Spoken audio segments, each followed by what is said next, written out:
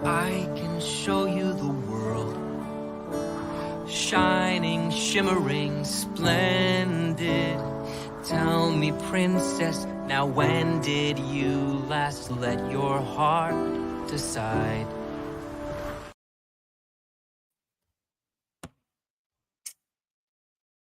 Is that Aladdin? I can see you smiling down there. I can see you laughing. That's not Aladdin. I don't even know where that came from. It was That's definitely Aladdin, and you know what it was. You said you were going to watch Deadpool and Wolverine. You definitely sat and watched Aladdin. I mean, I may or may not have. I did watch Deadpool and Wolverine. It was a good movie, that's for sure. What's happening, everybody? It's Sunday, best day of the week. We were actually behind a day or a week. We were supposed to come do it last Sunday, but things were out with life schedules. So we're here this Sunday to answer all your questions, talk a lot of shit. Terry's got a lot of different things going on, as always, that we need to discuss. I'm the nice As one. per usual, we start our day with, what are we drinking today, Terry? Today is where the fuck is it? What is that? Cider Boys? What is I don't know. Cider Boys? The new cider, yeah. Am I glitching again? 100%. You know you are. Yeah, I got to talk to Elon. Listen. This is bullshit now. Every time it rains here, this is what happens to the internet. So look, now I can do like weird moves and it's super choppy. Oh. Yeah, the other way. The boss already messaged me. Said I'm way out of whack. Said she can hear you, but you're fucking laggy.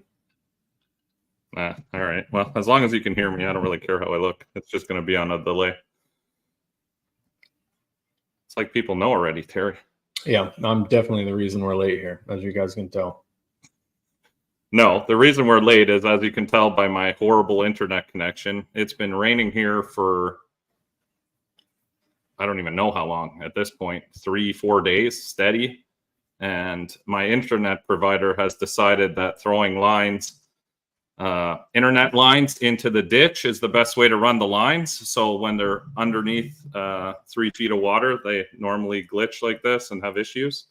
Makes So sense. thank you, Bell. Thank you, Bell Canada, for that. Your service is fucking bar none. So yeah, that's where we're at. So what's up, everyone? Sorry for the glitchiness. There's not much I can do on my end. This is just the internet here. What's up, Jet Black, David Campbell? Thank you for coming back. Tommy Cook, Dustin, good to see you. Jacob Wynn, Paul, Caveman Garage, thanks for joining us tonight. We have a lot of stuff to talk about. Like I said, I apologize for the glitchiness, but we'll do the best we can. What's going on, Brad? Brad's back in the bracket circuit. He got his S10 back together. Sweet. So good to see that happening. What's up, John? How are you? Yes, we went over the internet. The internet's horrible. I apologize. Do the best I can. Mike's itching to get down to Florida to search the shorelines. Yes, I'll go with the yes. I'm not quite sure what that means, but I'll go with the yes. Oh, so I sound like a robot too? Not for me, but oh fuck. Oh, now I get what he's saying. It was a little delayed on the joke. Yes, I definitely need to talk to Elon and get hooked up with the fucking Elon network. Oops. On time. I agree. We're always on time. Oh, perfect. What did I just look at? The Doberman actually was at my house until the following morning, and then animal control came, and it took them about 2 hours to wrangle that bastard, but they finally got him and they took him to the shelter, and nobody's come by yet to claim him here. So I don't know what the deal's going to be. Mike's gonna have a new dog. Yeah, Terry, I really don't know what more I can do with the internet. I'm literally shut my whole operation down minus the laptop here. That's all I got. That's the best I can do. What's up, Jason? Anyway, guys, I hope you can hear me at least. I apologize for the video. Hopefully, I don't know, it gets better as the rain stops here, or maybe it won't. Or maybe I'll just keep looking at myself glitching. So I'll try not to look at myself. No, definitely not Maxwell's new. It was a girl, actually. And definitely not, we're not their dog over here. Maxwell is plenty free, and I can't travel with the Doberman. Too big of a dog. I already put a call in. Said I was Mike Corley.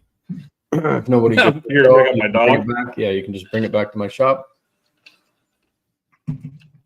You're always on the ball, Terry. I'd ask you what you're drinking, but I'm afraid we wouldn't be able to tell. Oh, sorry. Tonight we are the Cowboy Cocktail Kiwi Strawberry, Arizona. Super manly. Washing it back, following chasing it with Old Smoky Mountain Apple Pie Moonshine, and it's got actual cinnamon sticks in it. It's delicious. So, it's not terrible, but it's pretty terrible. Yes, I'm going to have to do a GoFundMe for Starlink.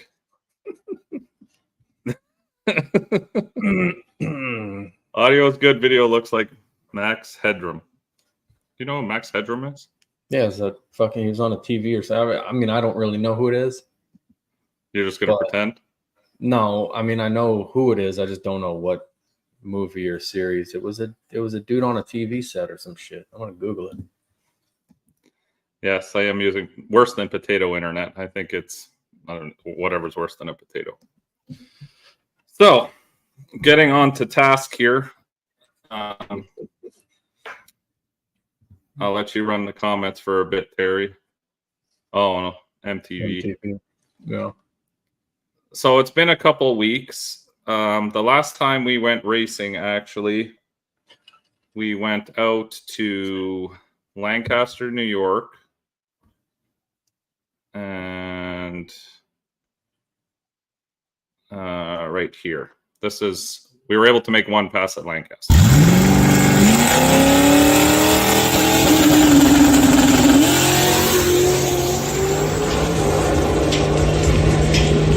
Fuck me. Holy fuck. Fatality. Oh, that's not too bad. One's not bad. Oh, wait. Okay, two's not terrible. Oh, shit. Yeah, that's bad. Definitely bad.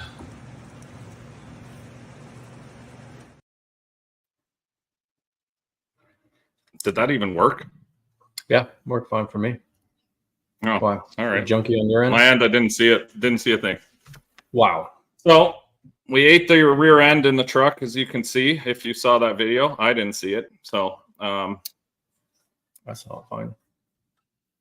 we took a few teeth out of the gears. The truck made a great pull for its one pass. As soon as I got to the finish line and went to turn around the corner, it was vibrating like it broke a drive shaft.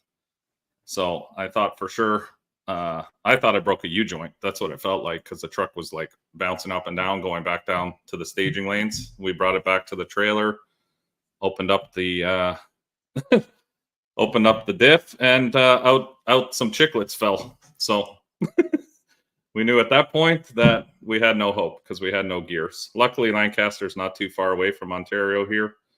So it ended up, I mean, it wasn't the worst case. We didn't get to race. We like racing at Lancaster, but what's up, Jeff?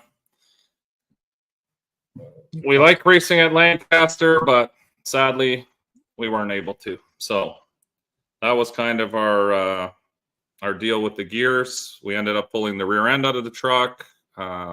A friend of mine, John Wiley, who I have to say thank you to, helped with the gears. We put a new set back in the truck, so now the truck is ready to rip again. We were going to try to do something this weekend back in New York again. Upstate New York had another race going on. But, yeah, it's been raining for 3 to 4 days here. So they canceled their race. Everything around here is was pretty much canceled for this weekend. So we didn't have a chance to go out racing. And, yeah, that was kind of the last time we've been out with the truck. It was good though in the meantime because it gave me a little downtime. We did a bunch of maintenance on it. We also got the truck rewrapped, which we'll be showing tonight in a little bit. We've got our what do you want to call that? I don't know what you call it. The debut of the new Shoptruck 3.0. I haven't even got to see it yet. So, yeah, I've tried to keep it under wraps because I really wanted to do the reveal today on Sunday. There. So, Keep it under wraps. You like that? So gay.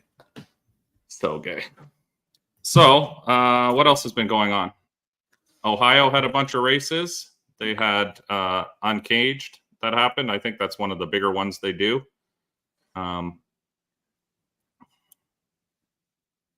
So, what do we want to talk about at Uncaged? So, Uncaged looked like it had a pretty good car turnout, which was nice to see because lately this summer it's been a little lacking. I know for multiple different reasons, but they had quite a list of killers there at Uncaged. I mean, you got all the usual Ohio guys and then other fast guys on that list. So that was good to see. It's good to see people are still going out. Small Tire is still alive and well against popular belief. There was one interesting thing I did see come out of Ohio. I don't know if oh yes I did. Is this thing. So in true no prep fashion, people are reinventing the wheel or wheels, as they say.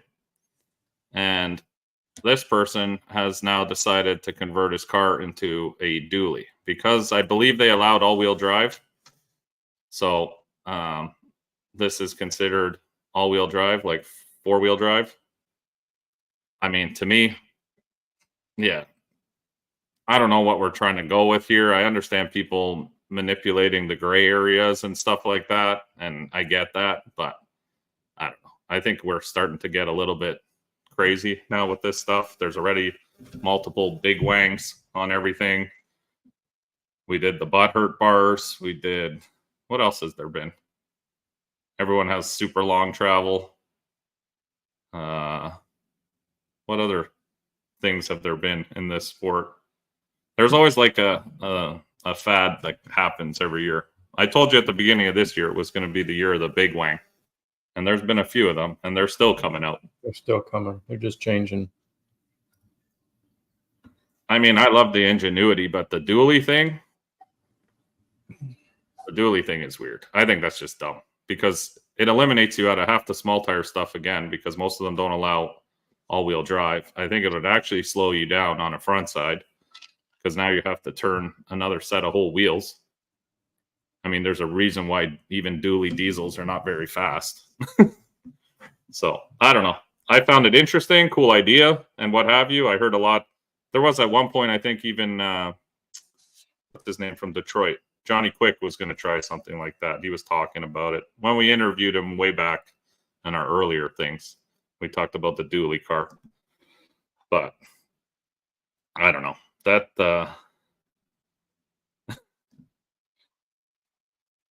Don't click on did that that. upset you? No, it didn't upset me. Well, you have to answer the people, Terry. You can't just avoid the questions. No, if you we are not like every other. Listen, we answer everyone's questions here. We don't hide from questions. Terry's monitoring the comments, but don't worry, I check in every once in a while to make sure he's on point. Bunch of dicks.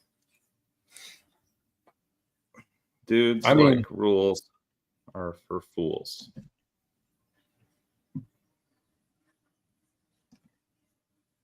You mean what? Go ahead. Give us your feedback. What do you think about the dually car? I think it's got everybody talking about him this week. I mean, maybe that's what he's going for.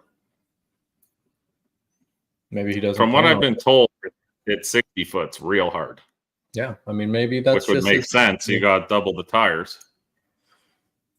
If you want to get out there and get your name out, I mean, what better way to do it than bring something ridiculous?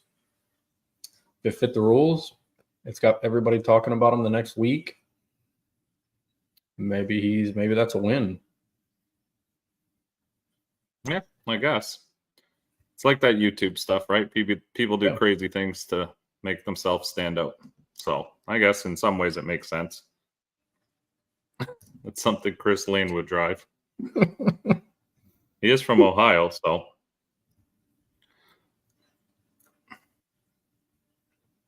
Yeah, that's true.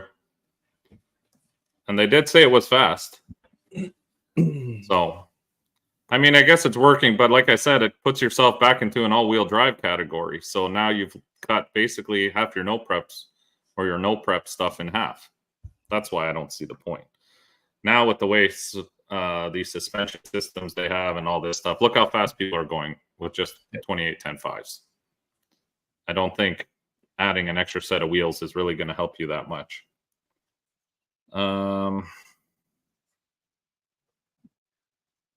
Absolutely. I agree. All-wheel drive is in Run What You Brung too. Everything's in Run What You Brung. Bring whatever you want.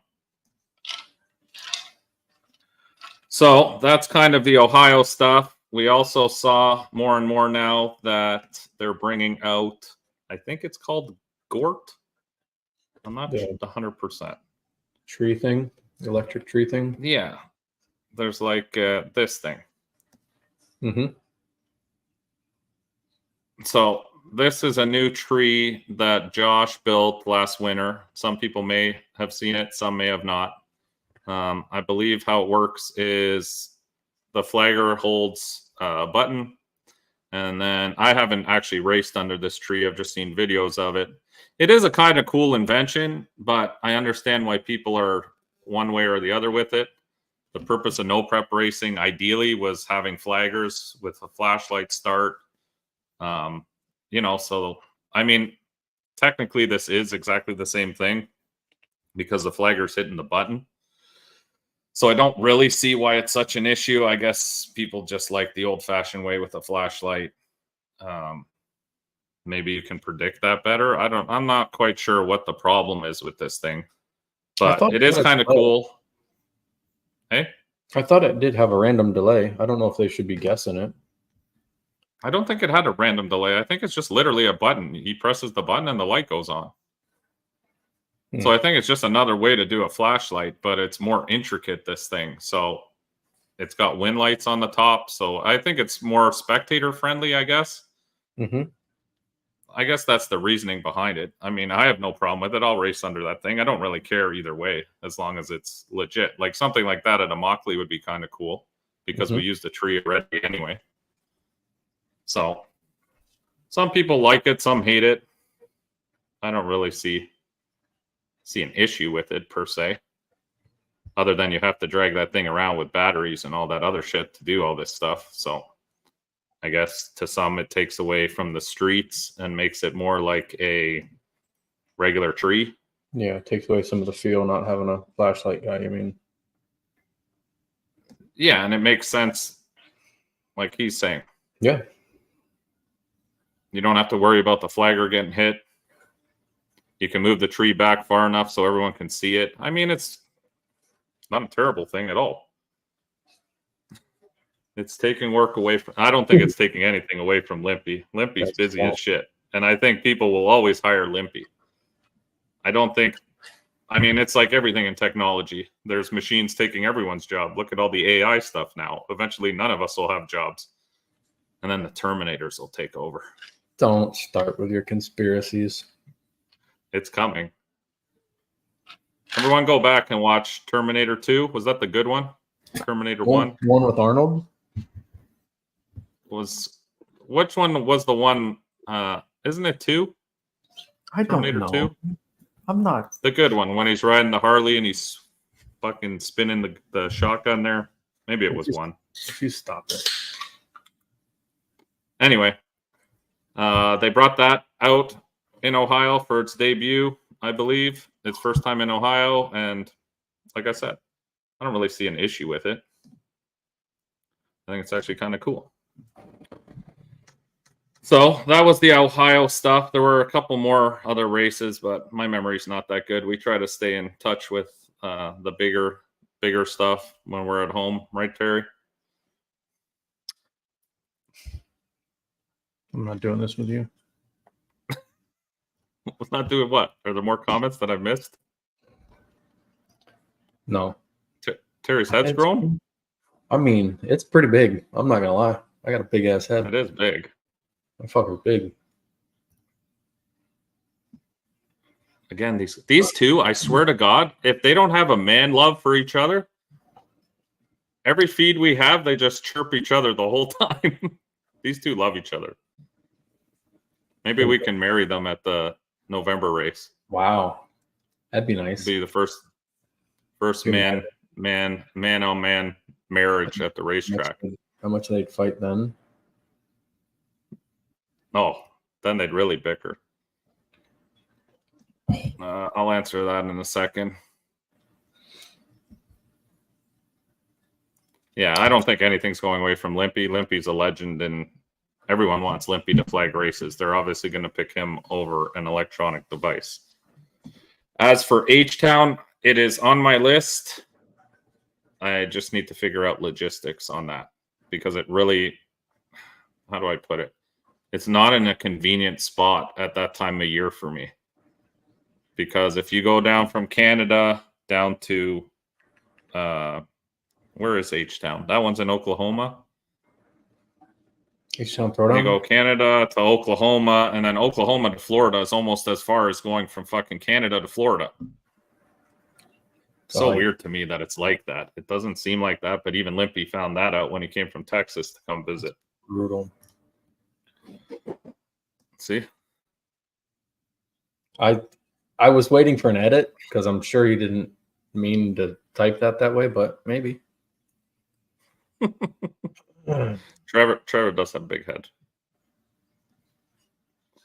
This is the fastest S10 in Florida currently. Pro mod.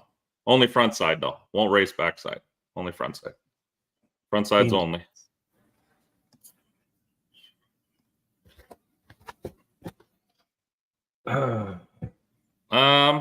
You know what? We're going to get to talking about a Mockley in a little bit. That's on our list of things tonight. So we'll get to that shortly. So locally here, we had the OSO no prep last weekend. Last weekend. I think it was last weekend. So OSO had another no prep on the road course. That seems to be their venue of this year for now. They did one at the back of the track. And now they're doing it on the road course, which is actually kind of cool because that surface is very challenging. I don't think anyone's going very fast there, to be honest. Now, the only problem with local racing is the car counts have drastically fallen off, sadly, for multiple reasons, I'm sure. There's a lot more events now. People are traveling more. I think from a financial standpoint, a lot of people aren't going anymore because I believe the buy-ins. See, everyone says they want cheap buy-ins. I hear this all the time on the table.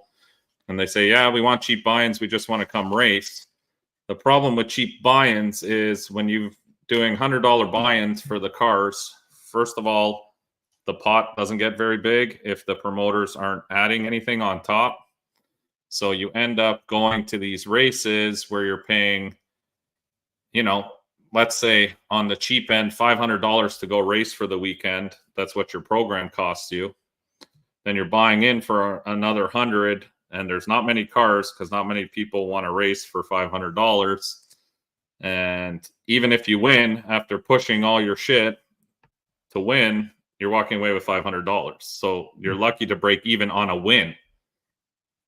I mean, to me, it doesn't make a lot of financial sense, which sucks too, because they have really cool trophies.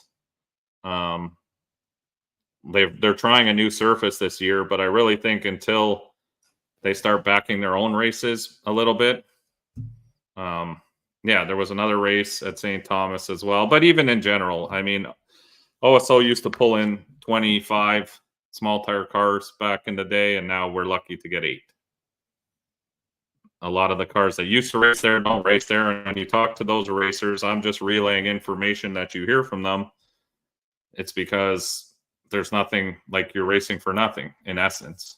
So if you want to go and race there for fun, by all means, and you get a cool trophy, but it's kind of sad. I wish, I really like local racing for the fact that sometimes you don't want to travel. I've said this 100 times. It's nice to go, you know what I mean? But even Lancaster's race, that they always throw at least 500 on top or 1,000 on top in small tire. That's why I go to Lancaster. It's the same distance, and the buy-ins are still $200 or $150 US. So financially, it makes more sense. At least if you're racing there and you win, you're actually coming out on top, not breaking even. So I don't know what they're going to do about that. We've helped in the past. Now we have our own thing going on. I'm just kind of letting them do their thing. I can only give advice, but I think a lot of people have also locally turned a little bit away from that series, just from prior bullshit. I don't know. It's very dramatic, but sadly, I don't know how much longer it's going to carry on here locally in Ontario, at least with that series, which kind of makes me sad. But we will give out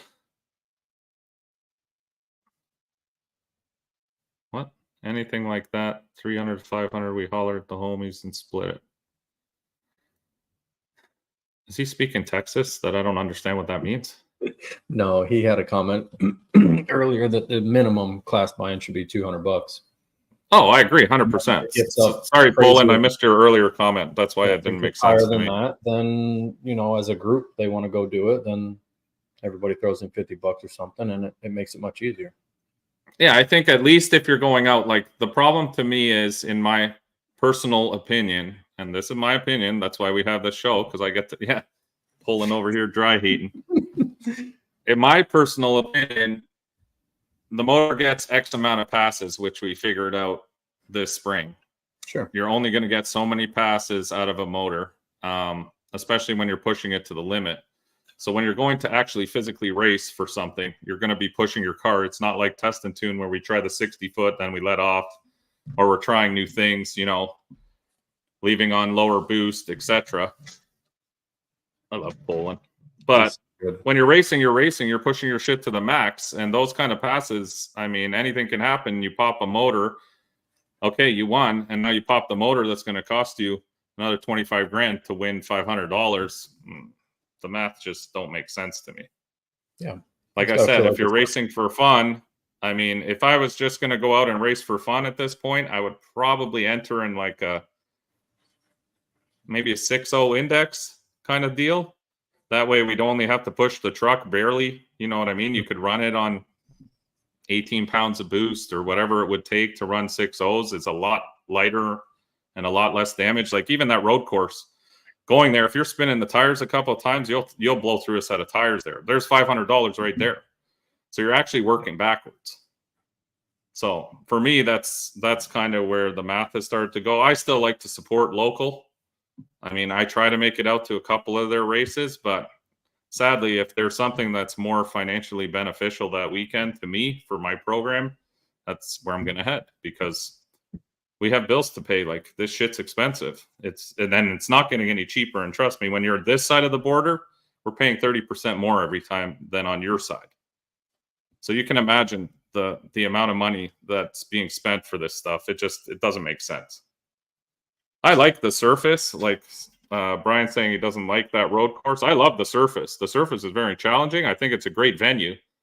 I just think they need to somehow find a way to inspire more people to come up with some sponsors, maybe with some more money.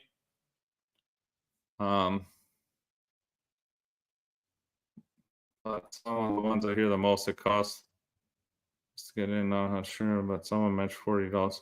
Yeah, and spectators don't want to come and watch 6 cars. So even your spectator count's going to go to shit. That's the problem with this stuff.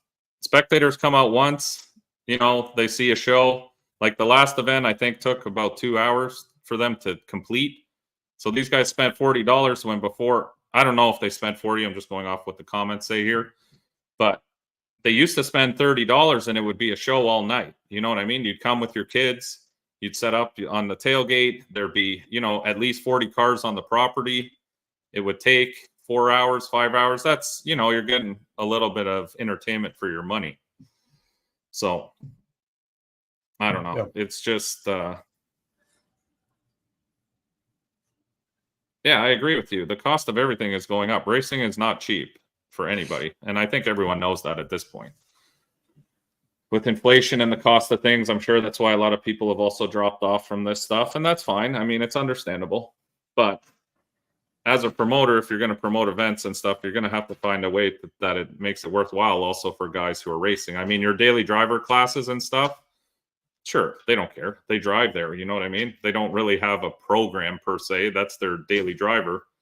They come to the track, they race, they drive home. It's no different than like it's taking people off the street. That part I get. But for the guys who have true race programs where you've got to have like what we have, you have to have a trailer, you have to have a dually to pull the trailer. You have to have multiple sets of tires. You need to have race fuel or ethanol or whatever you're running. You need, there's all these factors. Your engine is high output, so everything is on a limited time frame. But that's up to them. It's their race. We can only talk about what we know. I'm not trying to bash them whatsoever. I'm just trying to throw it out there. I'd love to see Ontario racing continue here, like I said, because it's nice once in a while to go local. So, well, these are some of the trophies they made this year too, which is cool. Did that even come up? Yeah. There we go. Let's see it. Yeah, they made cool trophies this year. I'm a big fan of trophies. That's just me. I love trophies on the wall. So, for this past weekend for OSO, we'll give a shout out to the winners. We had... Look at that dog. Joe Mama. Honestly, I thought Baja won with the amount of people in this picture because he was notorious for the 35-person picture. But congratulations to Joe Mama. My man. Small tire, Mike Batista, your buddy. My favorite guy. Mike Batista won small tire. You see a front end on that car, or is he still trans? No, it looks like he's got it off for sure. Oh, okay. So he's still That's trans. probably what did it. That must be what did it. I heard when you take the front end off, it's a guaranteed win and no prep. That's what they say. It's just like putting a Sinister sticker on there. 700 to 800 horsepower. I don't know about that. That might make you actually go slower. Bike class. Adam won. Congratulations, Adam. See, cool trophies, big trophies. I like that. Yeah. Who else we got? Brian Gilbert. That's my Charles Pollard of the North. Brian's S10. He's the one who beat me in tailgate finals. Yeah, that's my Ontario kryptonite. These boys got their truck figured out. Good on them. It's sad that we weren't there to race. I think tailgate class they had to pull in a Civic just to have someone to race with a hatch is considered a tailgate. I'm going to let you know right now in Florida, a hatch like that on a Civic is not a tailgate car. FYI. So we won't be having Civics in tailgate class. Oh, be nice. I am. I'm just saying. I just want to let that known while we're on a live here before people start messaging me, asking me if their B series can be in tailgate. Pass. What else did we have? Stick shift. Andrew won. There you go. There's Civic. And then I think I left out our boy, didn't we? Because we were going to bring him on. Oh, shit. I had his thing too. And our boy Cody won daily driver. He's been on a tear in this daily driver class. I don't know how many wins he has with this Jeep now in daily driver, but it's definitely a weapon in that class for sure. So with that, I need to send him an invite. And while we do that, we're going to have a quick, where the fuck is everything here? Dear Gonna God. take a quick commercial break.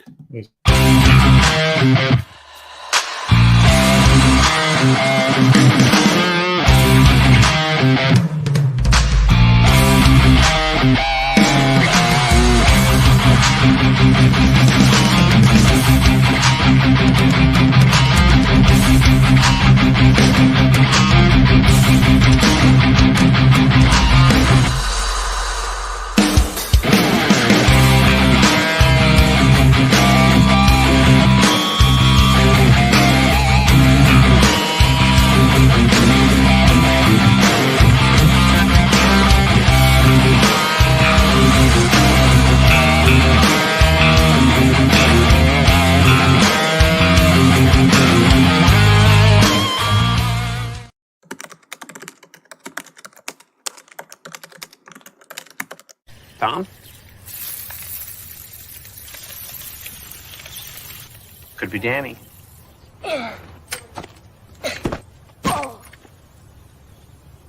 Guess it's Aunt Maggie.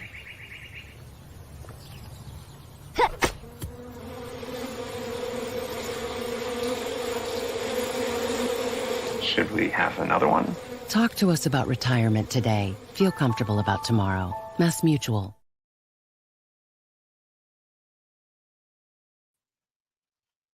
I mean, it goes so well at first, and then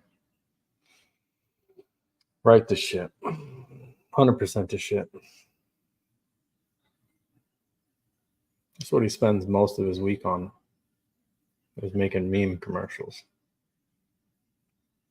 And that's why he's late for the shows every week, you know? I'm sorry, guys. I'm sorry. My The two of commercials us are don't. top notch. Two of us don't. Oh, it's only begun. Don't worry. The commercials get better. That was light duty. Oh, we ain't in the ditch yet, but we're definitely steering that way. Sorry, I had to send Cody his invite. Right in the ditch. So, while we wait for him, did anyone have anything to say about a Mockley? Terry leads the show. Terry is the brains behind the show. I'm just the guy glitching. No, I don't think, not since real early on. I saw the one Terry Oh. last week played. Don't egg them on. Don't get them going. Don't get them No, we started. delete all the week prior. We have all fresh material every 2 weeks. Yes, fire suits are required. They also started implementing checking helmet DOT and your seatbelts. Seatbelt, whatever dates. So the DOT, he was telling me the other day what the DOT is good for a certain amount of years, and then the seatbelts, they'll give you a warning if it's a year out, and then after that, once you've had a warning, then I guess after that they won't let you race if you don't have seatbelts up to date. And there's John. He's got an event actually coming up in 2 weeks. Looking forward to that, but yeah. I mean, it's a promoters thing now. You guys, as promoters, just are going to have to think of new ideas. And John's come out with a bunch of new stuff, which is awesome. We'll be there for his Grand Bend event in 2 weeks for sure. I always go to that, try to support John's events. He hosts good events as well. And yeah, we're trying to keep things local. And speaking of local, What was that one called? the Legacy. Legacy. Oh. Nope. Cody was here, and then he disappeared again. He probably got tired of your shit already. I saw him for a second. Oh, now he's back. No, he got tired of messing with you already. He's smarter than we are. He probably- See, he came on, He said, doesn't "Hey, want to see your ugly face. That's the I've had problem. enough of But these now you're guys." going to have to. He's going to There you have to go. talk to me because if you look at you and try to listen, it makes you go cross-eyed. What's up, buddy? What's up, guys? How are you? good. We're good. Surviving Sundays. Sunday fun day. Tasha was waiting for the big intro tonight. She was just like, I hope Mike gives you a good intro. It makes fun No, of I've done that in the past. Now you're old news here. you. Right? Regular. Yeah, we make new intros for new people, but people already know what you're about. Yeah, right on. So, what was your feedback on OSO? I wanted to bring you on. You were there. I wasn't, so it's hard for me to talk. I was gonna, we showed up and I had brought, I think three people out with me to race.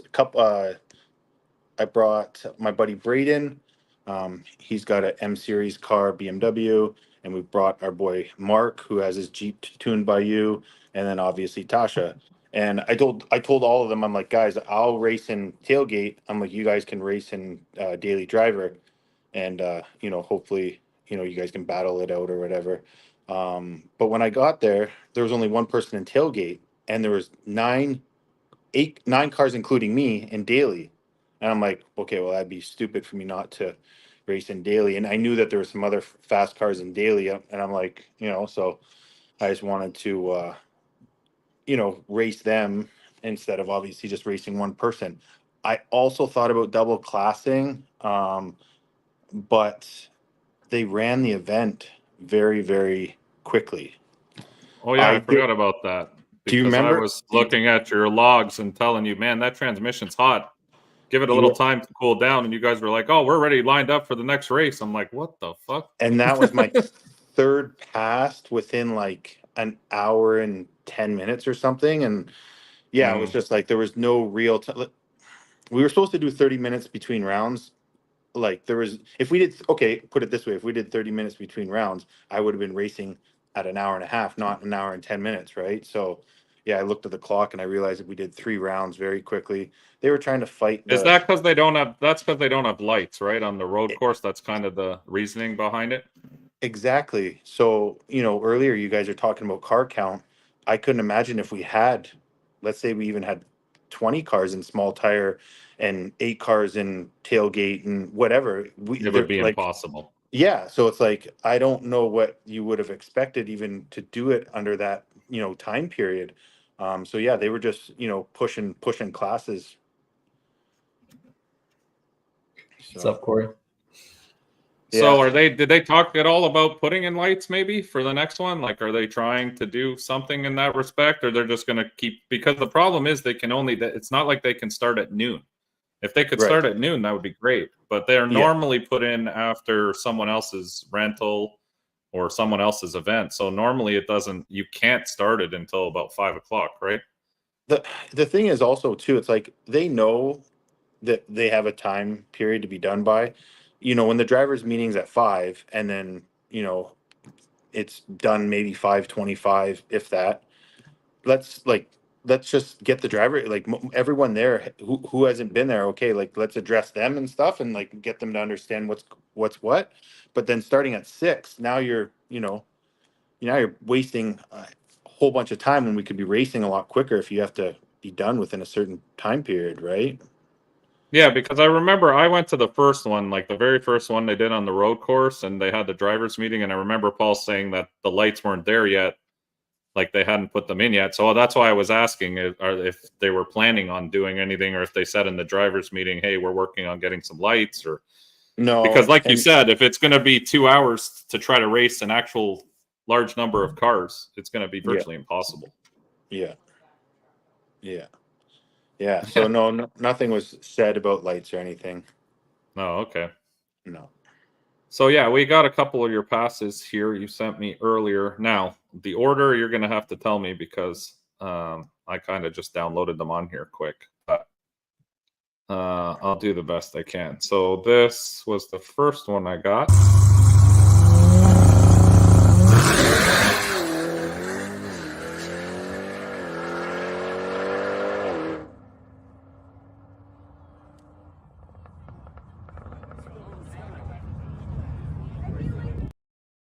So that was round 3 for me. I got a bye my first round, and That was Tasha's car, right? and that was Tasha's car. That was the only person You're an asshole. that didn't try to guess the light on me. She's the only one that gave me a race. Everyone else, the other two racers, tried to guess the light. Tried to guess the light. Yeah, So were they you admitted sleeping on the that. couch that night when you got home, or what was the deal? Did you have to sleep out in the Jeep? No, she was like, she's like, you could have given me a car or the hit or something, and she still got the hit because she's so damn good on the light. But it was kind of funny. That's awesome. It's cool that she races too. That's sweet. Yeah, That she comes out and you guys can do that together. yeah. So It's a good time. next, this might have been your first pass. Like I said, I apologize. I didn't really have an order for these.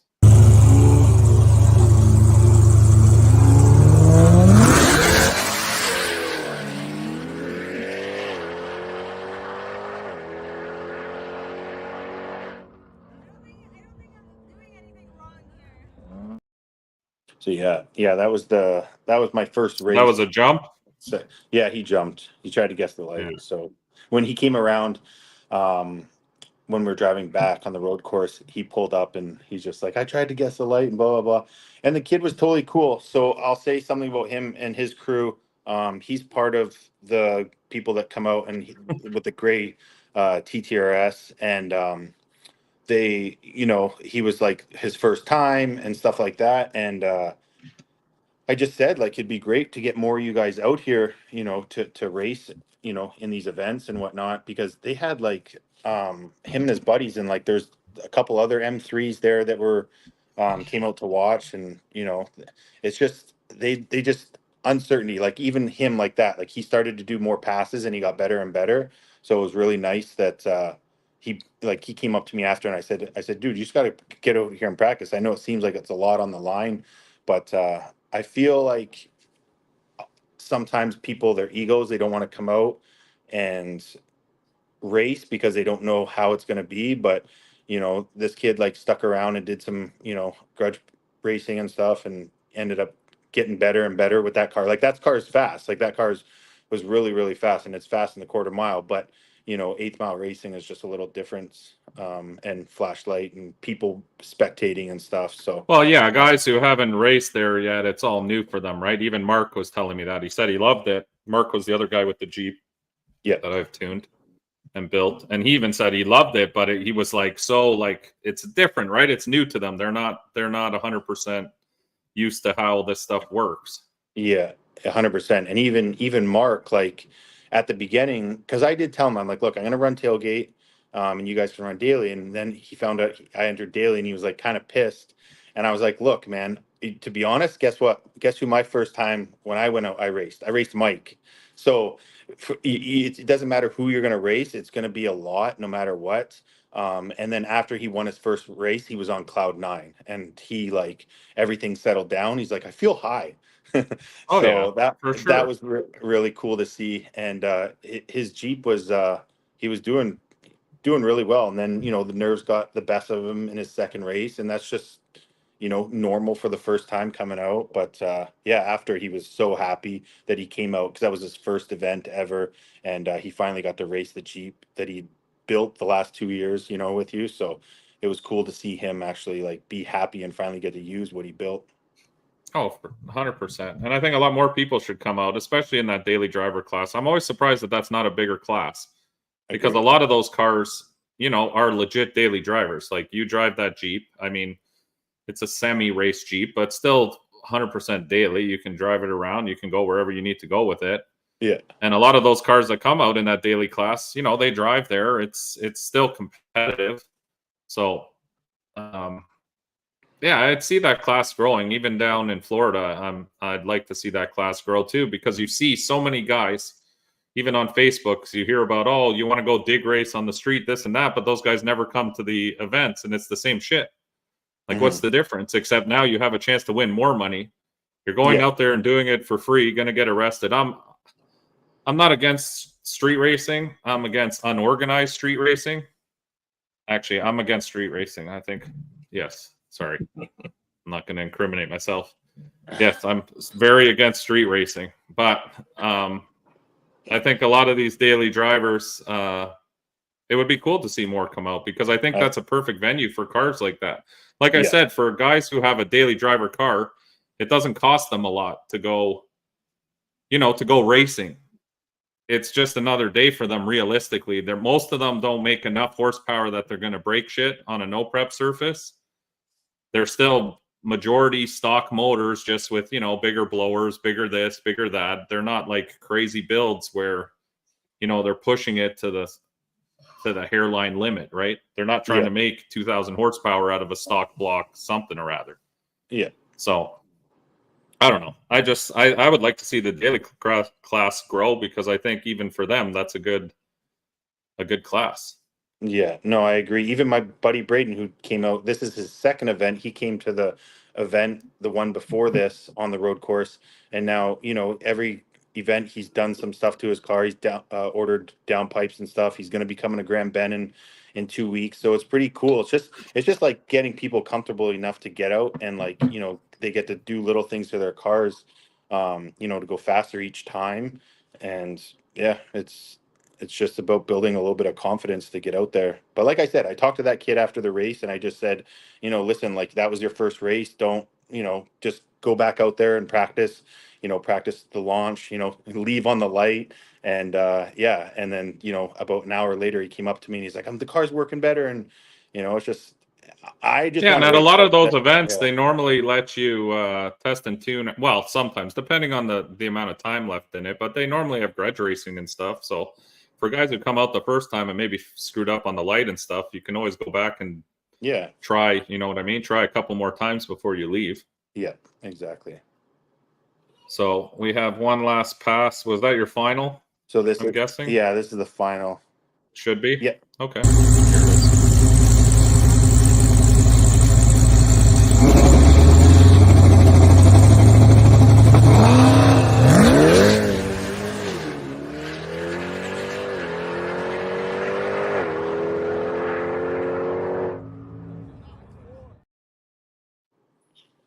That daily had a parachute on the back. Right? He was racing in True Street. He actually won True Street, but yeah. Oh, was that the guy who won True Street? Yeah. So what happened there? He jumped? Yeah, he guessed the light, that's all. Because he knew, he came over. Fuck, they're scared of your Jeep, eh? Everybody tries to jump on you. He came over before the race. He's like, "You want to split the pot?" I'm like, "No." Yeah, like, all $400 or whatever it was. yeah. He's like, "You got to give me something." No, I'm good. Yeah, because you want to know what's funny is that he remembers. I actually totally forgot. So 2 years ago, when the Jeep, you know, the Jeep was obviously a lot more just stock then. He had grudge raced me, and you know, he put a beating on me a couple years ago when I first just got into no prep racing. And he reminded me, he's like, "Your Jeep's not like it was 2 years ago," and I'm like, "No." So, but I was like, "Oh, okay." I remember grudge racing only. I've only grudge raced before once at one of the events, and I grudge raced him, and so it was funny to come back around. So after the race, I told him, I'm like, "Don't worry, we're 1-1 now." So Yeah. yeah, No, that's good. cool, man. Well, Yeah. congratulations on your win. Yeah. Thanks for the assistance throughout the race. You were right there with me the whole time through the Yeah, event no and problem. stuff. I Yeah. try my best when I'm not. Obviously, I was broken, so I was back home, so it was easy. I got to sit on the couch and Yeah. watch from Matt kept giving me the videos and sending me the logs, and I was trying to do stuff, but you guys were moving at such a quick rate that it was almost impossible to even do revisions on the truck, because by the time I did it, you were already racing again. Yeah, and it was really cool too, because this is the second time where we've broke. And when I say broke, I just mean like replace a part. I mean, I guess if you're replacing a part, it's broken. But this is the second time where we won on an event. Remember one time when I broke the axle at Test and Tune during the day, you showed up to the event. You had an extra axle for me. We changed the axle at the track, and I ended up winning that night in daily. But this past weekend, or sorry, last weekend, you know, we went out there to St. Thomas and to do some testing on the truck, and you know, that fuel line had a little problem with it, and so you ended up, when you're on your way to New York that morning, you dropped off the part on the side of the highway, and you took a picture, left the part under the sign. I went and picked up the part that morning, and I got the truck and trailer on the side of the highway picking up a part, and got home that morning. Well, obviously, and then Matt was able to change that part, and we started up the truck, and it worked. And then obviously we're able to race that night. So it's just those little things are pretty cool. And then you end up going to win. And it was nice to have that many cars out too in daily, Oh yeah, because for sure. obviously the pot was much bigger than recently. So that's always nice. Well, I'm happy I could help you. Like I said, I always do my best, whatever I can do to try to help you. I never want to see someone not racing because of something stupid, right? That can be fixed. I mean, if it's detrimental, like our gears were detrimental, there's nothing I could do at that point. That's like a bigger job. But for something like your situation, that's what I was hoping. I had something at the shop at least to help you get there. So then you had a chance to race, and it worked out, right? So Yeah. No, so we got a question from the viewers. They want to know what's going on with your Nova. What happened with the Nova situation? Let's catch everyone up to date with that. The Nova situation has kind of been in the back of my mind, where I've put so much into that car, mentally, physically, and financially. I've driven that car up and down the 401 4 to 5 times with different shops and whatnot. The Nova has a 750 certified cage in it, done properly, and Eddie Brick was the one that put that in. Otherwise, all the work that was done with that car by Ryan George, who, took me for a run for my money, and anyways, we've cut all the work out of it, and the car, all the body work is done properly now. The cage is done, and the car just sits as a roller right now. And moving forward, for where I want that car to be, I don't feel confident enough that it'll be the car that I want or that I had hoped. The suspension, on where I want to go with the suspension, and to be able to put down the kind of horsepower I want to put down to be competitive in small tire, I just think financially is going to be crazy, and it would suck to go ahead and build that car and it not be what I want. And Trevor has the car right now. I've talked to Trevor. Trevor went over the car and he just explained some of the things, and you know um, and this is what I respect of somebody who doesn't want to just take their clients' money or customers' money. Trevor could have been like, "Hey, yeah, we'll build the car. Like, don't worry, we'll do the suspension, we'll do it right." He was just straight up. He's like, for us to get this car where we want it to go and what we want it to do, it's going to be this, this, and this. And he laid it out for me and gave me that option, where he could have just been like, "Nope, we're going to get going on this, and this is what we're going to order," and blah blah blah blah blah. And I don't know. I'm not that familiar with building race cars. I have a little more experience now because of my bad experience with Ryan. But the more Trevor and I talked about it, I'm just going to set the Nova aside. I just picked up the transmission from Hutch, and I have a motor ready to rock and roll. And I'm going to pick up a different roller, a roller that is done properly and ready to go. The Nova I'm going to set aside. I did put it up for sale. I might just end up like putting it aside and just having maybe slowly finish it with maybe make it like Street a car? street car. Yeah, a street car or something. Maybe let Tasha drive it. But for now, I'm just gonna put it on the back burner and let it just, yeah, and worry about my goal to build a small tire car and just keep going forward with that. No bad juju in the car, and we do have a line on a car right now that we wanna pick up. So Nice. yeah, so that's kind of where I want to go with that. Mike says Panics a roller. Fucking kill it. No, Uh, we ain't selling the S10. Definitely not now. I'm married to that truck. It's going to be at my funeral, parked next to me, and then my son can have it.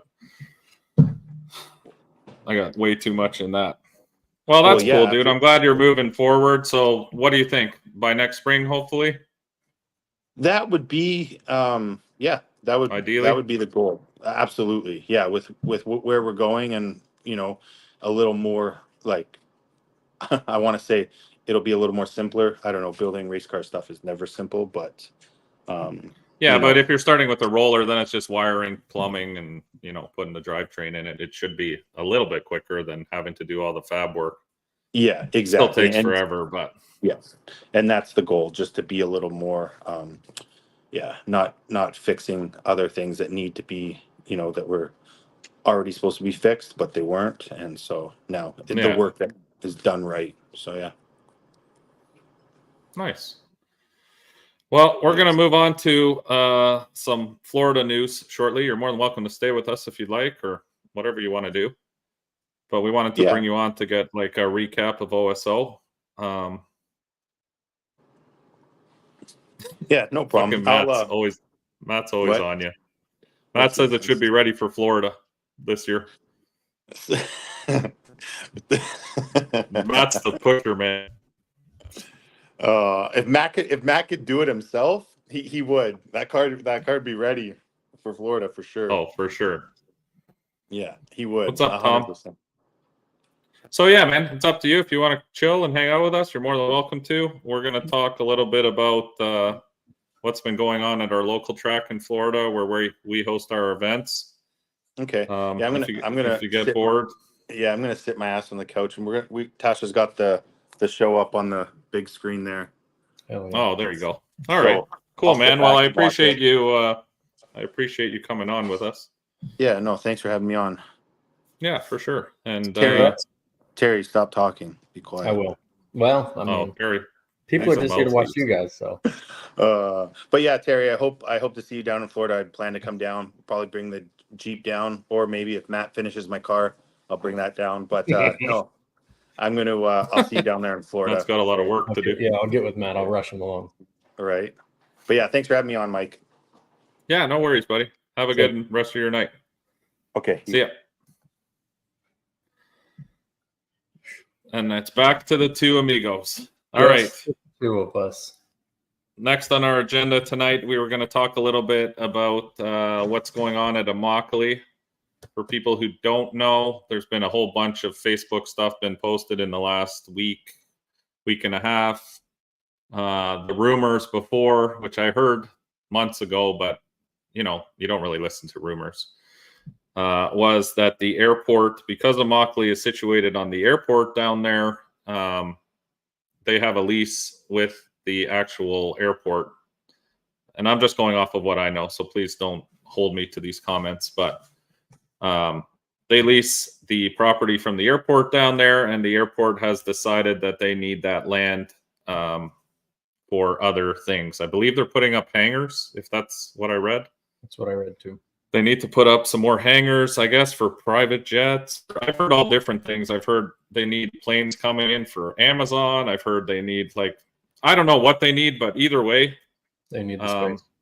They need the space. So I believe the track has negotiated. The last article that I saw on Facebook was a news article that said they've negotiated to keep the track open until April or May of this year as of now, which means that all of our events are still a go for this season, which is awesome. I'm super pumped. I'm really sad that in the end, if this place does close, because it's a really badass track. It's sad to see that this is happening more and more. West Palm Beach lost their track a couple years ago to Amazon. All these little tracks like this, I know there's new tracks opening, but there's really nothing in South Florida. The next closest place to race is Bradenton, which is 2 hours north.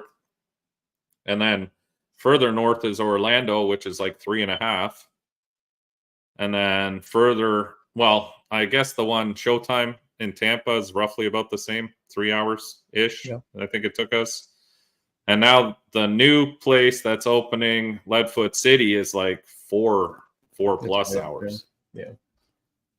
So there's a lot of stuff going on in Florida, but it's all northern Florida, which leaves South Florida. That's why Mockley was so great. I mean, for the South Florida people, that's their home track. It's been there for 20, 25 years, I think, something like that, 20, 25 years.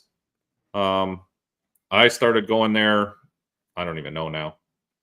I had my Challenger 8 years, maybe. I don't know. Time goes so fast. But actually, Ricky Wright was the one who introduced me to that track, because before that, we were just doing a bunch of roll racing and that super gay stuff, because I didn't know, there was no one really doing digs down there. Everybody was doing rolls all the time. And I was like, doesn't anybody dig race down here? And everyone was kind of doing roll racing and stuff, and that's never really been my thing. To me, there's no way to properly roll race. I don't care what people say. I know they have sanctioned stuff now, roll racing races, and they go off the, I don't know. Anyway, not my thing. That's my point. I'm a dig race kind of guy. So, yeah, Mockley's been awesome. It's like the track, Terry knows, we go literally every Friday. I don't think, unless the track's not open, we're there Friday nights while I'm down in Florida. It's a great place to test. It's an awesome place. I always said it since the beginning when I went there. I said this place would be an awesome place to do no prep events because it's the perfect location. And yeah, we've been doing our events down there now for 3 years. This will be year 3, I think. Must be because we're on Redemption 4. Yeah. It's our 4th year, maybe. This coming year will be 4 years. And yeah, we were just starting, like, people are really getting hyped. Our events were starting to blow up there, and it's kind of sad that this is what's happening. I don't know. A lot of people have asked me, like, I know what's going on. I'm just the guy who runs the no preps down there. I don't own the track. I'm not involved with their finances. I'm not involved with their plans. You'd obviously have to reach out to Thomas and Ralph, the guys who run the track down there, to see what's going on. It's not my business to do that. I'm hoping they're looking to find somewhere new. I'm sure they're probably trying. I was even talking to Terry about it. I said, I really hope someone's looking for something new because we really do need a place down there. Like, it would suck to not have any kind of anywhere to go. I mean, on one hand, the government tells you they don't want people street racing because it kills people, but on the other hand, they take away all the places to go racing. I mean, it doesn't make sense. And even up here in Canada, like, why we don't have a track anywhere near Toronto here is another issue with me that's always been like a stupid thing. You want to stop guys from street racing, then give them an outlet to go and race. Yeah. But when you take away all their outlets to race, and now these guys all have race cars, what do you think they're going to do?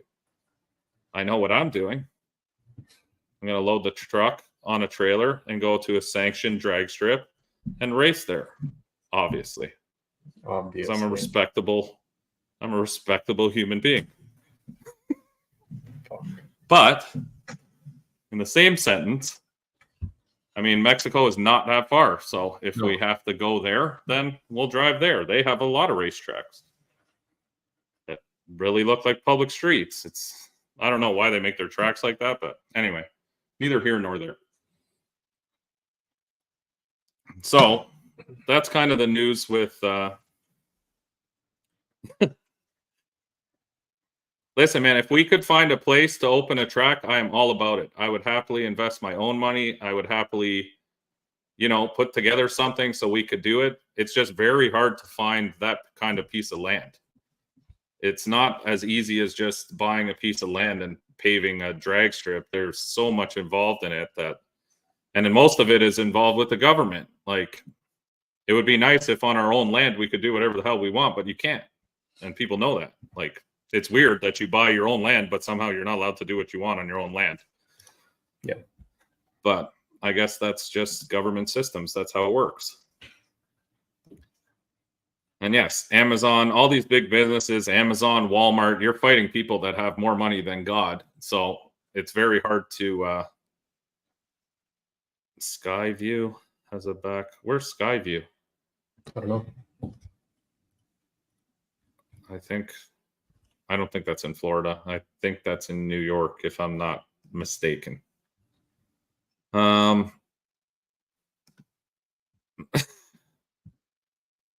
you go. Mexico is 30 minutes from every large city. Yeah, I know. I'm starting to feel, I don't know. I love Florida, man. I love the people there. I really like the group we have down in South Florida. I really love the racers that have come out and supported our events. That they're all great people. We've really started to build like something cool down there. Just, I wish we did it 10 years ago kind of thing, because I want to see it get bigger and better. The ball was just starting to get rolling here. But that being said, we are still going full steam ahead with our events this year.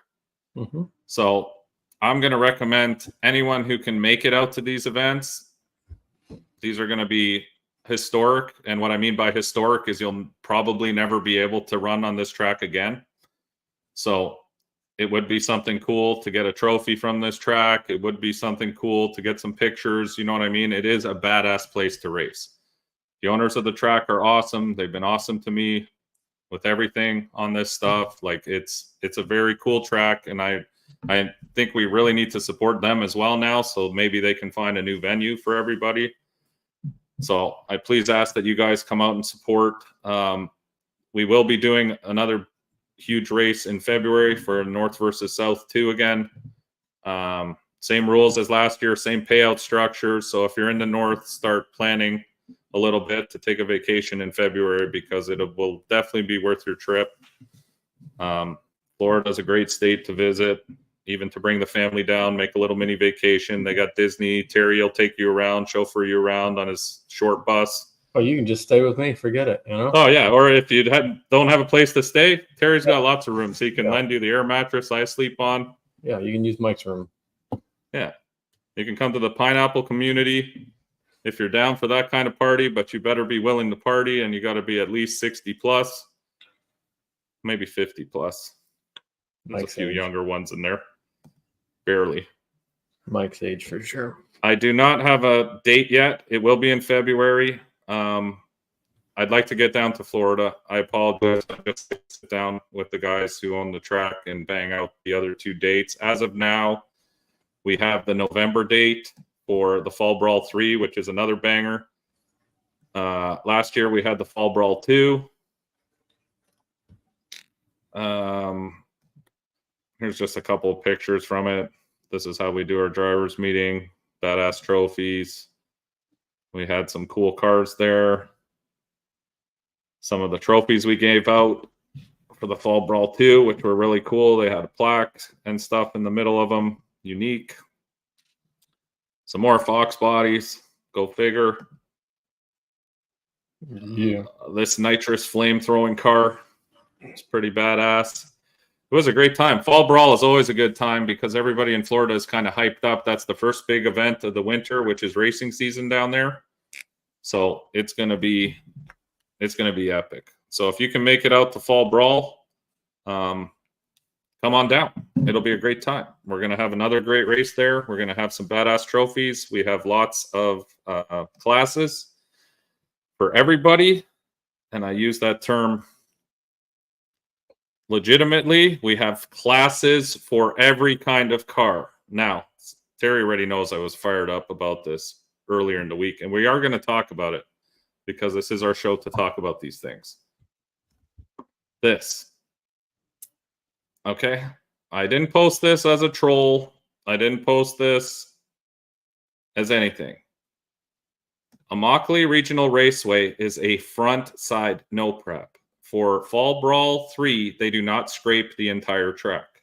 They leave it unprepped, which means if you have a chassis car, you definitely have an advantage. I know you don't think you have an advantage being 2,600 pounds. I'm not even going to get into this. If you want to look statistically at frontside events throughout the United States this season, you will notice a dramatic trend of cars that are winning. So, in order to keep the racing tight, which is what we like to do there, we have asked that chassis cars run what you brung against other chassis cars. So now it went to, but how about when the dragsters come? No dragsters come to a Mockley, and we added the car must have doors in run what you brung. So that eliminated the dragsters, okay? So you're not going to have to be scared of dragsters. Oh, how about when the big tire cars come that are on 33 by 16, whatever the fucks?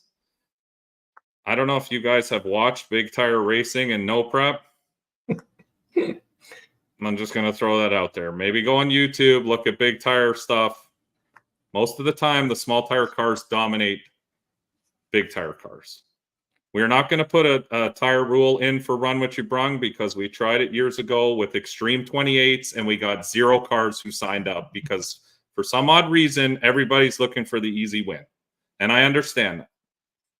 So we have a class for all those cars, and I know there's a lot of them out there in Florida. It'll be a good buy-in. It'll be a good payout. We'll put money on top, but run against other cars of your caliber. That's all I'm saying. This is a true front side no prep. So we have split it up this way, and it has worked phenomenally. You can believe me or you can't. But we've had a different winner every time in small tire since we've implemented these rules. I would love to see 16 chassis cars and run what you brung, or 16 race cars. They don't even have to be chassis cars, but if your motor's fucking sitting beside you in the passenger seat and you've cut that thing up to shit and it's half carbon fiber and whatever else, I don't care. You'll be, even if you want to bring that dually car out and run it there, no problem. We want to have a badass class, and those will be the most badass cars on the property. Everyone's like, oh, small tire is the baddest cars. No, our run what you brung class will be the baddest motherfuckers on the property, hands down, because those will be the baddest cars out there. And this is where I went with this post, and a lot of people may not agree with me, but at the end of the day, we've been trying to make the racing there as tight as possible and get the best racing possible, because at the end of the day, that's what we're all trying to do. I'm not trying to find somebody who's going to come in, you know, with a 4,000 horsepower chassis car, fucking set up for everything and run 399s at a Mockley while everyone else is running 550s. That's not the kind of racing we're trying to do there. So you can hold it against me. You can say I'm a Democrat. You can say I'm a pussy, this and that. It doesn't matter. I don't race there in small tire. I don't race there and run what you brung. I race there in tailgate. I put bigger tires allowed in tailgate. Like, I'm not here to manipulate things for my own advantage, as people may think. This is about getting the best possible racing done at a Mockley, and I'm going to stick to my guns with this. So if you don't want to bring your car down because this isn't your opportunity to puppy kick a bunch of slower cars, then I feel bad for you, because you should try to come down and be the baddest motherfucker on the property. And that's what I have to say about that. So if you want to say, oh, I'm not coming now because I got to run what you brung, and I can't run other small tire, like normal, all steel, all glass cars that probably run 550s, if that, there at a Mockley. And I'm not even going to listen to the, oh no, they run fucking 480s. This never happened. I've been there. I've been at every race. I know exactly what the cars run. So you're not going to try to feed me some bullshit, okay? Sorry, I'm on a rant about this, but Terry knew. I was fired up when I made that post. I said, I can't even believe people are arguing with me about this. What are we arguing about? That you don't want to have good racing? That you just want to come in and destroy everybody? Like, to me, that's not fun. That destroys the whole reason for this sport. And I'm not trying to make more rules for everybody. I hate rules. I really don't want the rules. But I want, when people come to my races, to go, I'm here and I have a chance of winning here.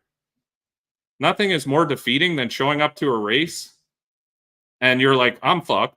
Like, I'm just coming here literally to donate money and I'm out of here. Yeah. That's not the kind of racing that we want to do. I want everyone who walks through that gate with their race car to know that they have an opportunity at our races to be competitive. And by the rule sets that we made, your car can be competitive. If everyone's within those rule sets, you have no reason to not be competitive. So, no, Sherman, it's not about working harder. Everybody works hard, including yourself, which I know. Sherman's a great dude. I'm not going to say shit about anything with that. But it takes a certain financial amount in order to build the caliber of car that I'm talking about. Those run what you brung cars are badass units. I have 100% respect for them. But they should race other badass units. That's what I'm getting at, to be honest. So I'm going to do everything in my power to motivate you guys to come out, because I would love to see some of the baddest cars on the property like that race each other, because I think it'll be badass heads-up racing. And that's what I want to see. I want to see some badass heads-up racing. I want to see guys losing by fenders, by bumpers, that's the kind of racing that I enjoy. Yeah. And I think a lot of the people down in South Florida have the same feeling. Yeah, I mean, and that's why we keep getting more and more cars down there. Yeah, I mean, you've got to cater for the guys that are going to come and race, and I think we've done awesome at that. It's just gotten bigger and bigger. It's gotten more and more competitive. We haven't had the same winners. I mean, I don't think there's any doubt. The people that actually show up and join in, I don't think anybody's had a bad time. So, no, and like I said, we've had a different winner every single time. Yeah. How many races have a different winner every single time? It's normal. Well, I'm not going to say. There's a few that do. But now there's a certain caliber of car that you'll always see in the semifinals. You know what I mean? They can say, oh, well, you know, chassis car didn't win this weekend. No, but he was in the finals and maybe something broke, but he was well on his way to win. So North versus South, anything on 28. We always said that. Reason being is now the surface will dictate. It is not the same surface because we scraped the whole thing. Now it's a surface race, which I agree with. But if you're not scraping the whole track on a front side, then I'm sorry. Yes, you do have an advantage with a chassis car. That's just facts. Like, I don't know why everyone fights this topic all the time. And they're like, oh, Mike's a bitch. He's a pussy, this and that. It's not being a bitch or a pussy. It's the surface dictates. That's what we've always said in no prep. On a backside, I don't give a fuck if you have a chassis car. I've raced Wajdi on the backside and beat him. And his shit's fast. One time. It doesn't matter. The point being is you have a chance on a backside to do that. On a front side, that's pretty decent. It's going to be very hard to do that. For sure. So anyway, that's my little rant on that. If you really have a problem and you don't want to run what you brung, then I'm sorry. Stay at home, sit in the garage, tell everyone how fast your car is. You'll be like James B. Oh, only because he's not on here. See, there he is. I told him to come on here and talk shit. Get him fired up. So I got to fire him up. James B said he's coming out this year with his fucking full-blown chassis Mopar, and he is going to spank every car and run what you brung on the property. 2 big block Hemis. Oh, fucking Corey again with this. Oh, my God. In Florida, we actually know what a tube chassis is, not a back half. You're fucking... no, I'm not going down this road. That's fine. We'll leave it at that. Corey, you're right. Back half cars. We do allow back half cars in small tire, and the rules are all on our No Prep page. Sinister No Prep Racing on Facebook.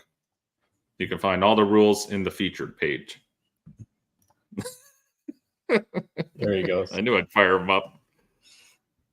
So, yeah, that's what we got going on with the Mockley. And I guess it's almost time to reveal the new shop truck, I guess. It's getting late. Yeah.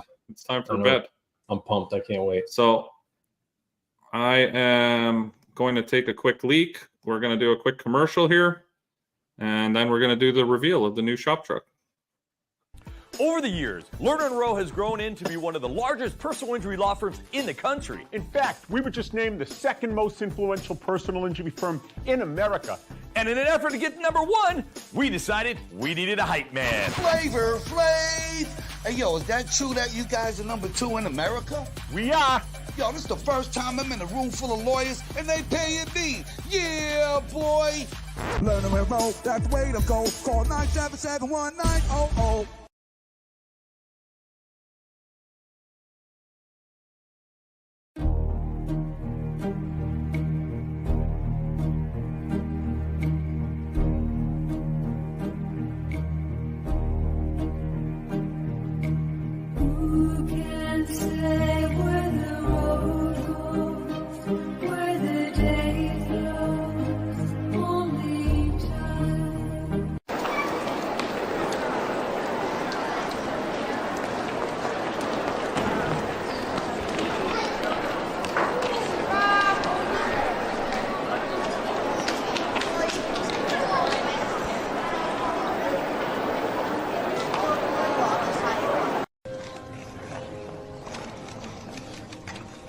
Oh, that's lovely. So graceful.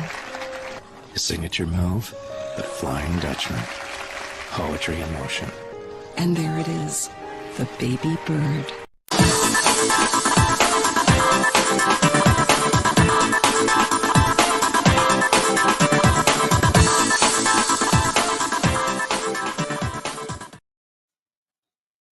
Only one of those things was accurate.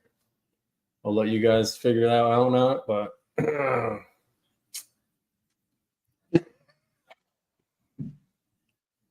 Terry, you got titties?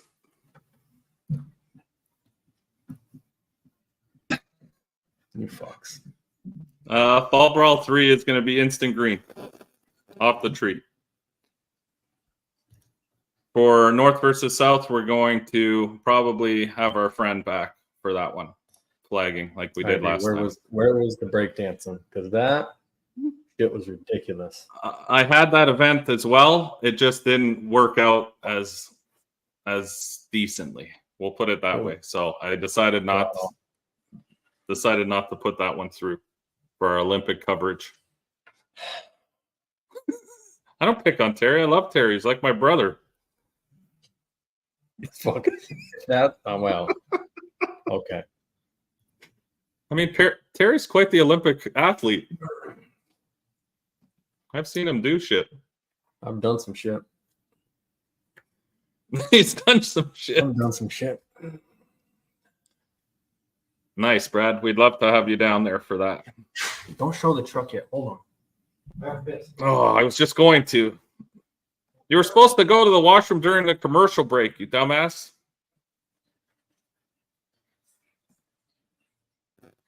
I don't think actually Chris is doing his rap anymore. I asked him about that, to be honest. And yes, we are the best attorneys out there. If anyone needs legal advice, give me a call. I'm very good with legal advice. Oh, now I got to wait for Terry. I was ready for the big reveal, and now Terry's ruined it.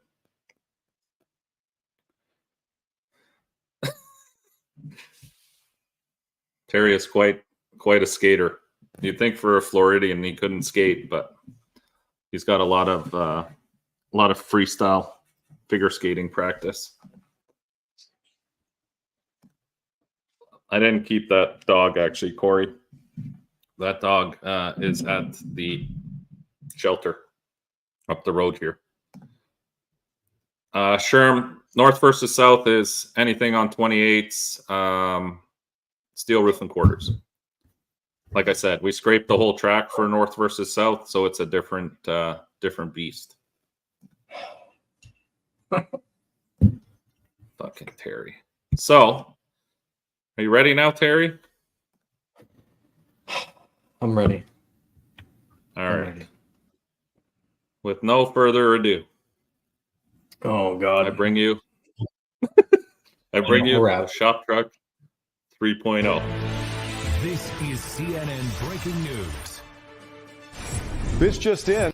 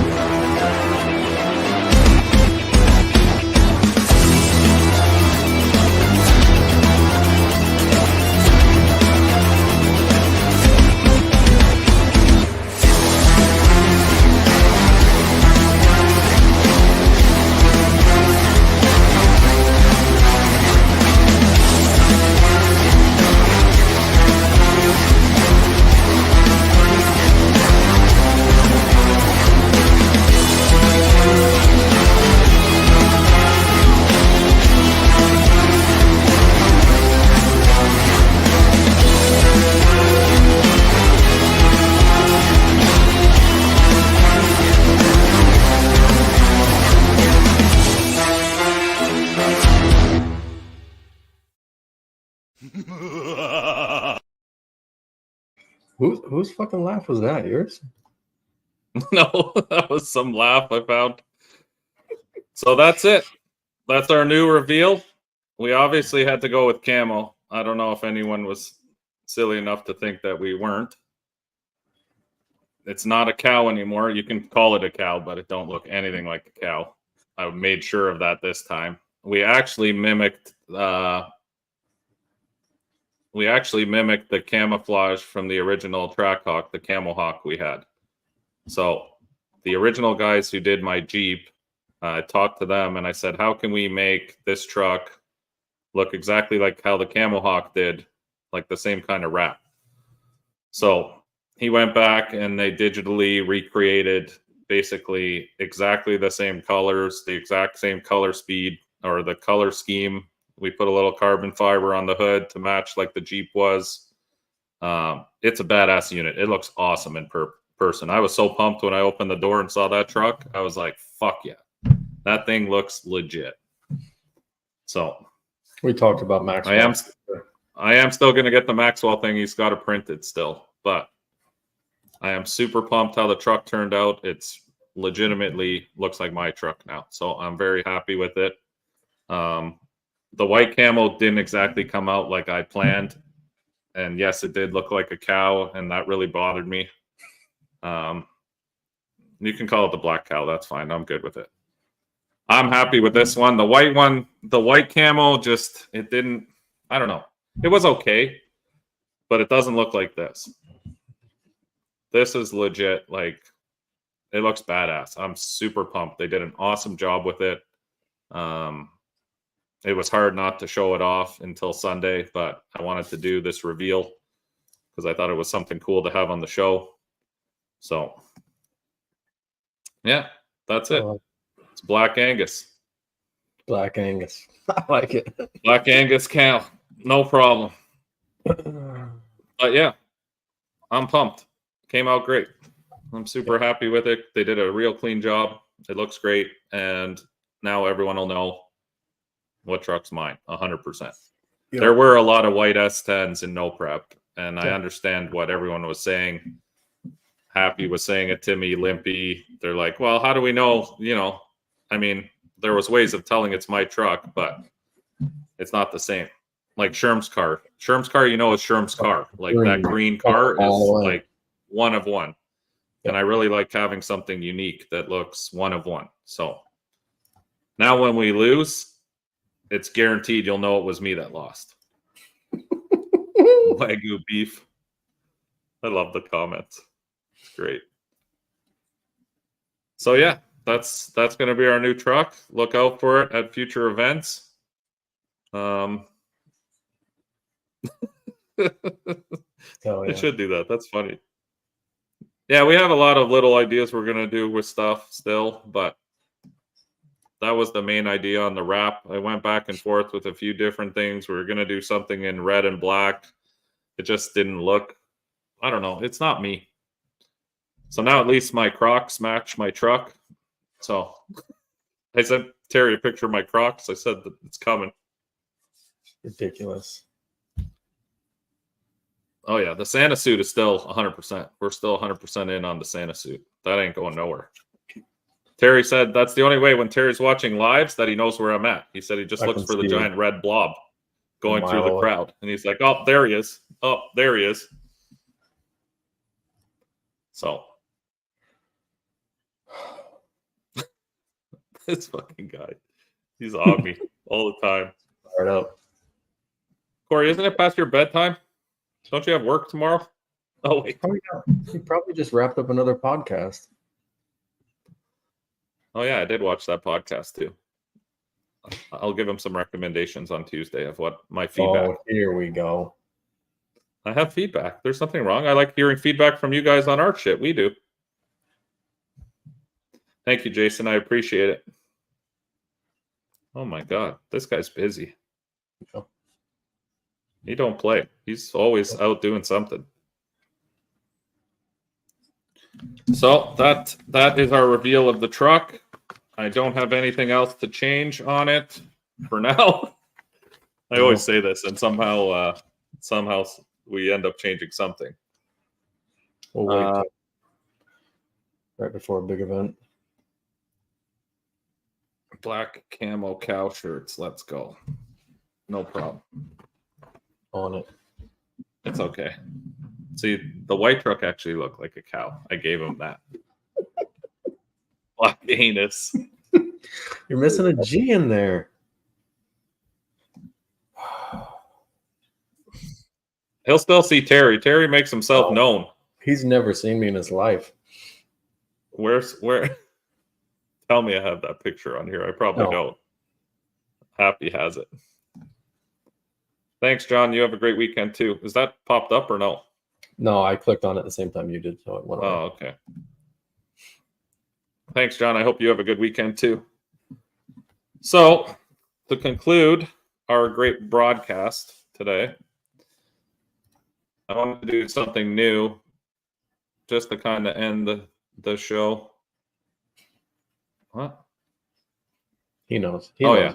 Before if I'm going to change anything, I'm going to wait until a week before the event we need to go to, and then I'm going to shoot over to Mike's while he's busy and say, okay, you know all that stuff you need to do? Can we just move that aside and get this done for me first, quick time?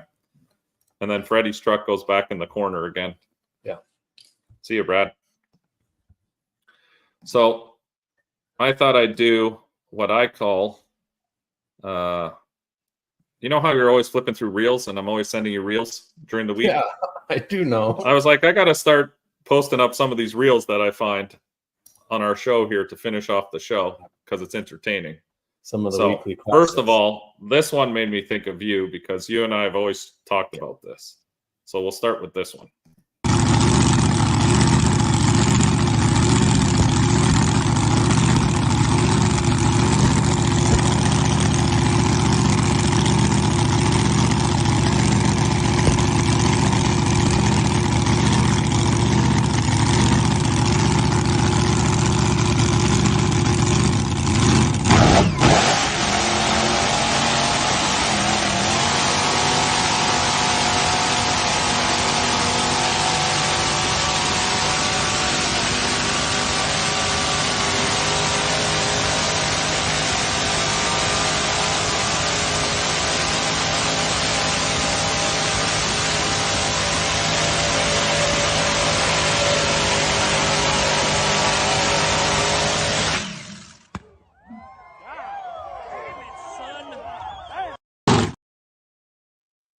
I mean, that's a regular street car in Florida. When I am done racing, I give you my word. When I am done racing and we're done with no prep, we are putting one of those screw blowers on the S10. 100%. Higher than the truck. Yeah, like I don't care. When I am done racing, it's going to be a street truck with that fucking blower on it because that is so badass. Yeah. So badass. Yeah. I love that. That is the coolest thing to me. I'll just do burnouts with it. No problem. Up and down the road. We'll just do burnouts because then I won't care anymore. It'll just be for fun to drive around, and I'm all about that screw blower life. I think that's awesome. So cool. So, yeah, that reel made me think of you. I was like, Terry would like this. Then I saw this one. Cars and coffee. Oh, 100% going in cars and coffee. Except you're going to have to tell me when I'm making a right. Yeah, because you can't see over there. Yeah, I can't see shit. 100%. Then I saw this hill climb video, which I thought was drinking Timmy's. Someone serve me up a big old plate of poutine. Maple syrup. Everybody at the barn drinking Timmy's.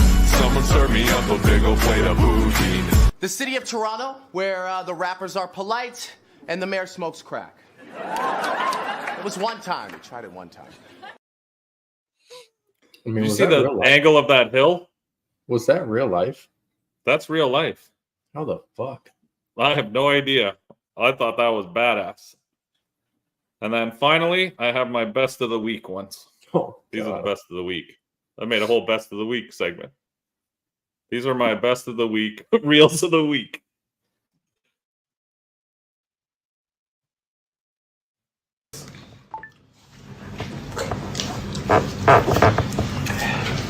Sorry.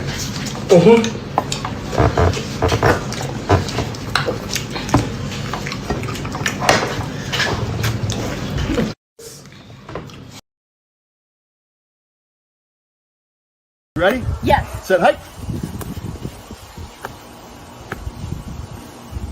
Oh.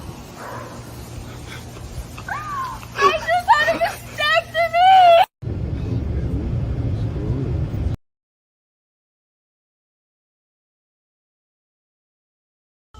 Stop! Stop!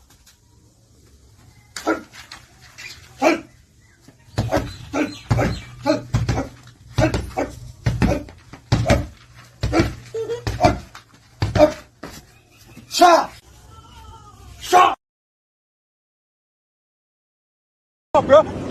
You think he fuck?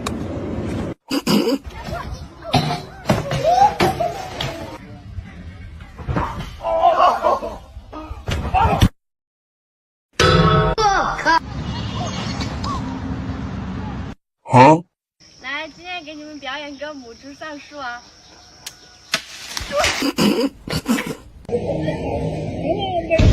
我靠！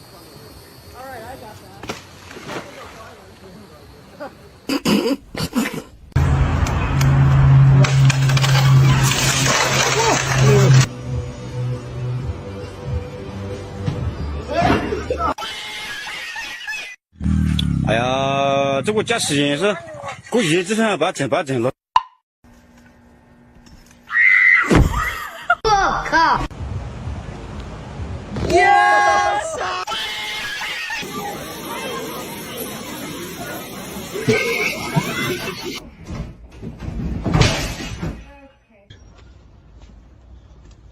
等一下，我。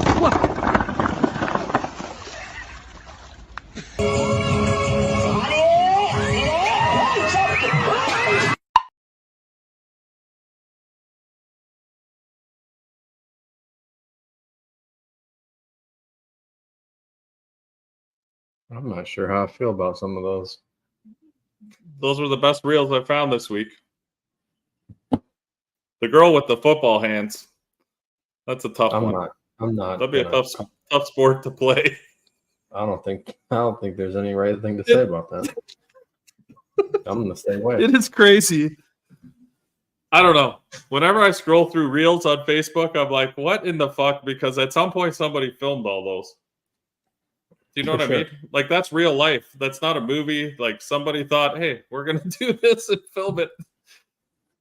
This shit kills me. And then post it for the world. Yeah. It's like you and your silly commercials. Babu's badass. The ladies love it.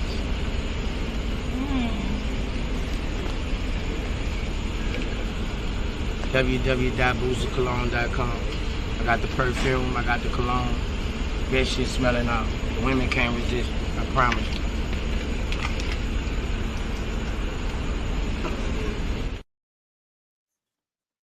I mean, I'd order that. It looks legit. You probably already have. And with that, I think we can end our show. It went long today. Normally, I like to keep it an hour. It's an hour and 45 minutes. I don't know how people watch you for this long. I don't know either. That's why I had to keep the Shoptruck reveal to the end, just to keep them here till they all fall off. It was a nice reveal. Thank you. I did a lot of work this week for this show. I hope you all appreciate my time and effort. You fuck.